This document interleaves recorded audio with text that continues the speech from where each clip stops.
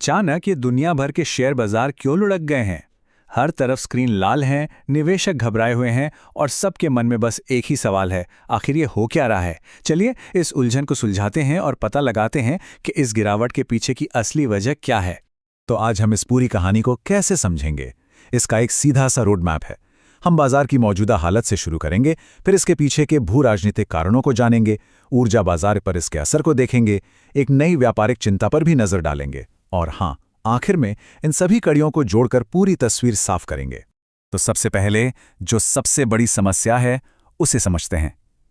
इस समय दुनिया भर के बाजारों में बड़े पैमाने पर बिकवाली का दौर चल रहा है और यह सिर्फ किसी एक देश या बाजार की बात नहीं है, ये एक ग्लोबल प्रॉब्लम बन चुकी है। अपने भारतीय बाजारों को ही देख लीजिए, तस्वीर बिल्कुल साफ है। निफ्टी 50 से लेकर मिड कैप और स्मॉल कैप तक हर इंडेक्स बुरी तरह लाल निशान में है। मतलब ये गिरावट सिर्फ बड़ी कंपनियों तक ही सीमित नहीं है, बल्कि पूरे के पूरे बाजार में फैली हुई है। और ऐसा नहीं है कि ये सिर्फ भारत की कहानी है। दुनिया का सबसे बड़ा बाजार अमेरिका, वहां भी हाल कुछ ऐसा ही है। S&P 500 और डाउ जोन्स जैसे बड़े बड़े इंडेक्स भी भारी गिरावट का सामना कर रहे हैं। इससे पता चलता है कि यह समस्या कितनी गहरी और ग्लोबल है। और देखिए, इस बिकवाली की गहराई का अंदाजा इस बात से लगता है कि कोई भी सेक्टर इससे बच नहीं पाया है। आईटी में 10% की जबरदस्त गिरावट, तो वहीं रियलिटी और बैंक 9% से ज्यादा नीचे। ये साफ दिखाता है कि निवेशकों में घबराहट किस कदर है कि वो हर सेक्टर से अपना पैसा बाहर निकाल रहे हैं।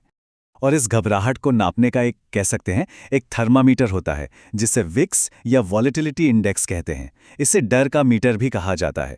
भारत में ये 2% से ज्यादा बड़ा है, लेकिन अमेरिका में तो इसमें 12% से भी ज्यादा का उछाल आया है।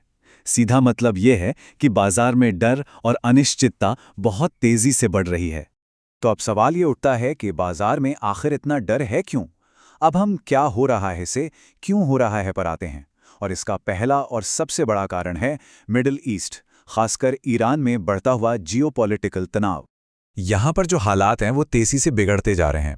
अमेरिकी राष्ट्रपति ने ईरान में काम पूरा करने की बात कही है, तो जवाब में ईरान ने दुनिया के सबसे अहम समुद्री रास्तों में से एक स्ट्रेट ऑफ हॉर्मुज को बंद करने की धमकी दे डाली है। अमेरिकी ठिकानों पर हमले हो रहे हैं और किसी भी तरह की युद्ध विराम की संभावना मार्च के अंत तक सिर्फ 22% ही है। ईरान के मुज्तबा खामेनेई का ये बयान सुनिए। ये साफ बताता है कि मामला कितना गंभीर है। देखिए, स्ट्रेट ऑफ हॉर्मुज दुनिया के तेल व्यापार की लाइफलाइन है। इसे बंद करने की धमकी देना मतलब सीधे सीधे ग्लोबल इकोनॉमी पर हमला करने जैसा है।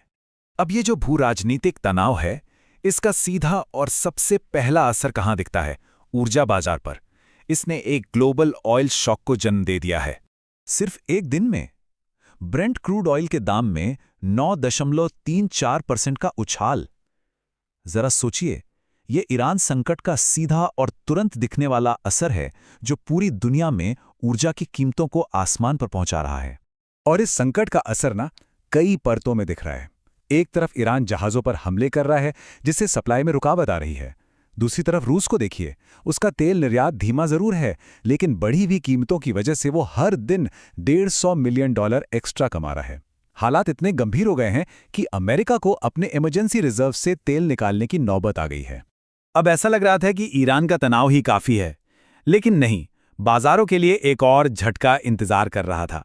एक बिल्कुल अलग मोर्चे से, एक नए ट्रेड वॉर की आहट। एकदम ताज़ा खबर आई है कि ट्रंप प्रशासन ने एक नई सेक्शन 301 ट्रेड जांच शुरू कर दी है। ये खबर पहले से घबराए हुए ग्लोबल मार्केट में और ज्यादा अनिश्चितता घोल रही है। और ये कोई छोटी मोटी जांच नहीं है, इसमें भारत समेत 16 देशों को निशाना बनाया गया है। ये ग्लोबल ट्रेड रिलेशंस में एक नया तनाव पैदा कर रहा है, और वो भी ठीक ऐसे समय में जब दुनिया को इसकी सबसे कम जरूरत है। तो अब आखिर में इन सारी अलग अलग खबरों के टुकड़ों को जोड़ते हैं और समझते हैं कि ये पूरा तूफान आखिर बना कैसे, ये सब आपस में जुड़ा हुआ कैसे है। ये सब एक चेन रिएक्शन जैसा है। सबसे पहले ईरान में जियोपॉलिटिकल टेंशन्स बढ़ी, इससे तेल की कीमतों में आग लग गई। बढ़ी हुई तेल की कीमतें और युद्ध का खतरा, इन दोनों ने मिलकर बाजार की अस्थिरता यानी विक्स को बढ़ा दिया। और जब बाजार में डर और अस्थिरता बढ़ती है तो निवेशक क्या करते हैं? वो अपने पैसे बचाने के लिए शेयर बेचना शुरू कर देते हैं, और इसी से बाजार में ये भारी गिरावट आई है।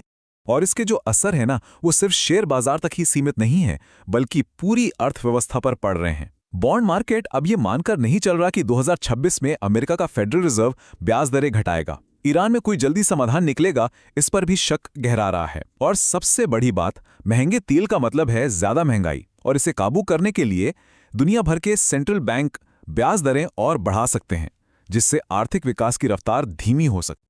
तो आखिर में ये सब हमें एक बहुत बड़े सवाल के साथ छोड़ जाता है।